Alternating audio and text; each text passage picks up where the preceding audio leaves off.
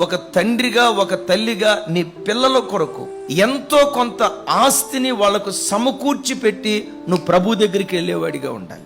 ఏ తండ్రి తన పిల్లలకు అప్పులు మిగల్చకూడదు. నీ బుద్ధిహీనపు ప్రవర్తనను బట్టి, అనారోగ్యాన్ని బట్టో, ఆర్థిక సమస్యలను బట్టో, ఎంత కష్టపడ్డా డబ్బు మిగలలేదంటే దట్స్ ఓకే. నీ సోమరితనాన్ని బట్టి దుబారాగా ఖర్చు చేసి రాబడెంత పోబడెంత ఆ ఇంకిత జ్ఞానం లేకుండా అంగులు ఆర్భాటాలకు పోయి డబ్బు దుబారా చేసుకొని నీ పిల్లలను పేద స్థితులను మిగిల్చేవాడిగా ఉండకూడదు.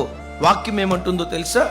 మంచివాడు తన పిల్లలకు ఆస్తిని సమకూర్చును కదా. కష్టపడు, భవిష్యత్తును గురించి ఆలోచించు, పొదుపు చేయటం నేర్చుకో.